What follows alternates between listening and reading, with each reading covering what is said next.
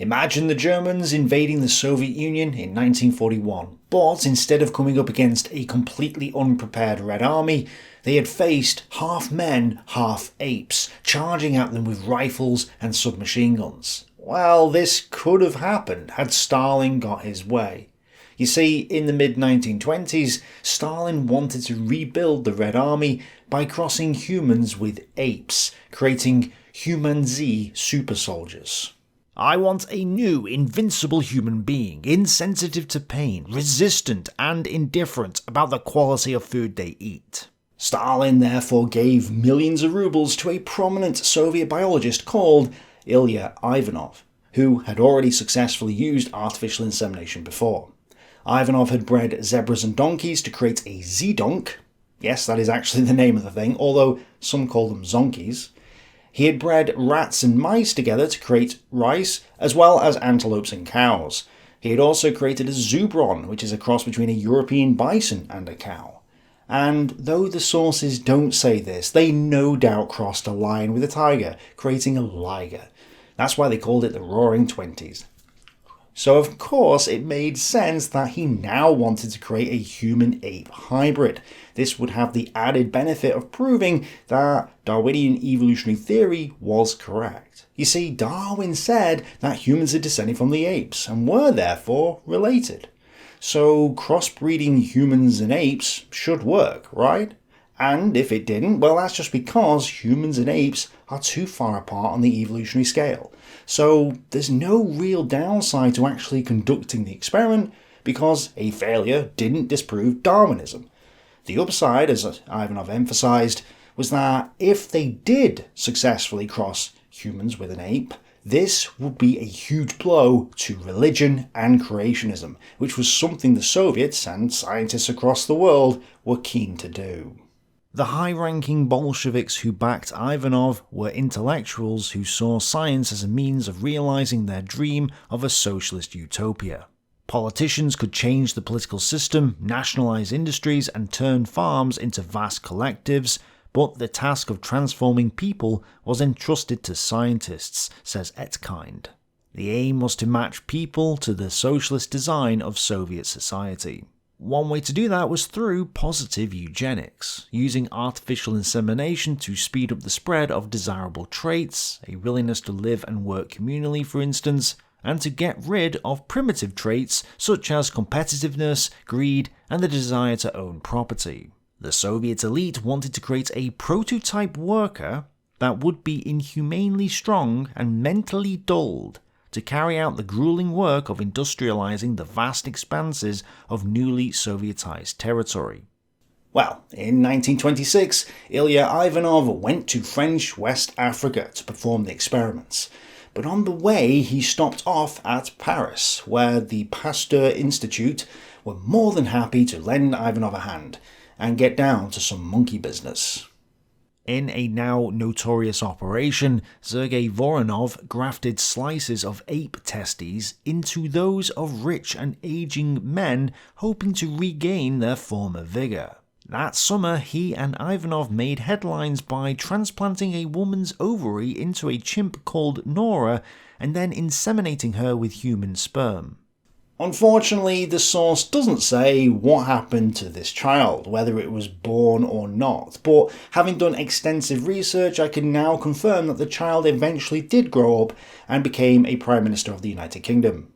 Anyway, Ivanov went to Africa and artificially inseminated 3 female chimpanzees, which didn't have human wombs, but it's worth noting that he didn't use his own sperm, nor that of his son who was with him on the trip, because you see, Ivanov was a eugenicist who, along with many in the scientific community at the time, believed that blacks were closer to apes than they were to white men. Thus, he used the sperm of local African natives, because he thought that this would give him a greater chance of getting the chimpanzees pregnant. But sadly for Ivanov, none of them did get pregnant, which should prove to the racists out here that Africans are not closer to apes than they are to white men. Ivanov then went back to the Soviet Union to rethink and learn from his mistakes. Of course, he didn't learn from his mistakes and then travelled back to Africa to try once more with 3 more chimps, and failed again. Therefore, he changed tactics. Rather than getting female chimpanzees pregnant with human male sperm, he would get female humans pregnant with male chimpanzee sperm. What a brilliant idea.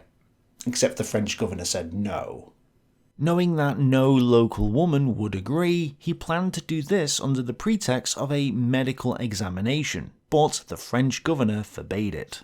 The French governor was a little more particular about the moral implications, while Ivanov saw no ethical dilemma.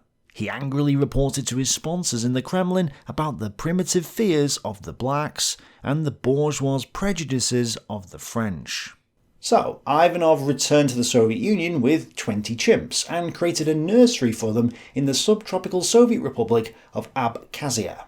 Here, knowing that he had Stalin's backing, no French governor could tell him no. So he sought Soviet women to volunteer for the experiments, and surprisingly, 5 women did. That's right, 5 women were happy to be inseminated with chimp sperm.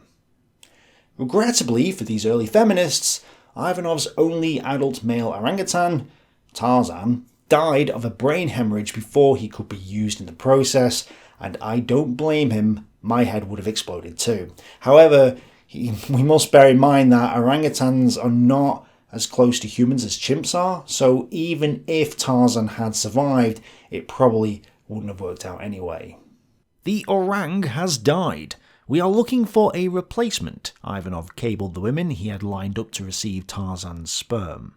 Ivanov's failure only earned him embarrassment and frustration. One problem is humans have 46 chromosomes, while apes have 48, and this is an impediment for the chromosomes to pair up properly, even if a zygote is formed. Another problem is a conservatively estimated 40 million base pair differences exist between humans and our putative closest evolutionary relatives, the chimps. Whatever the cause or reason, Ivanov was now disgraced and discredited. More chimps arrived in 1930, but Ivanov fell victim to the widespread purge of scientists and was exiled to Kazakhstan. He was released the next year, but died soon after.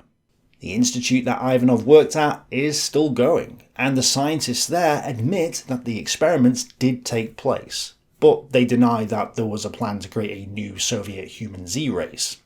However, what's also interesting is that the Kaiser Wilhelm Institute in Germany, now renamed the Max Planck Society because they're all a bunch of 2x4s, was also conducting ape-human hybrid experiments at the same time. Just like Ivanov, Hans Wienert wanted to prove Darwin right by showing the connection between apes and men. Throughout his career, Wienert was a strong proponent of the idea that humans were more closely related to chimpanzees than other apes, and that humans had evolved from the chimpanzee lineage. Rather controversially, this research also prompted Wienert to suggest the potential value of testing whether it might be possible to create a hybrid of a human and ape by artificially inseminating a female chimpanzee using sperm taken from a black African, preferably a pygmy. So, had these experiments worked, we could have seen both the Germans and the Soviets employing ape-men super soldiers fighting on the front lines, and humanzee slaves operating the war machines and the war factories. But since these experiments didn't work, the scientists had a bunch of monkeys left over and decided to do what any one of us would have done in their situation. Shoot them into space. We had to make sure they were intelligent monkeys to perform all their duties in space. Not every monkey was capable of that sort of thing. But beyond the inherent ridiculousness of this period of human history, I want to point out that none of this makes sense even from their own point of view. Both the Soviets and the Germans were trying to create a superior race of men, the Soviet New Man or the Nordic Aryan Man. But somehow they decided that the best way to achieve this was to do the opposite of what you would think. They took what they considered to be an inferior human and an inferior ape, breed them together, and hope to get a superior being out of it? Like, how? How would two inferiors make a superior? It makes absolutely zero sense, even if we accept their conditions. So, with all that said, what is the lesson here? Is there anything we can learn from this in order to prevent history from repeating itself in the future? No, socialists never learn. Good night. Socialism is for you if you want to breed humans with chimps in a zoo. Rejecting our religion is not allowed. Thanks for watching, bye for now.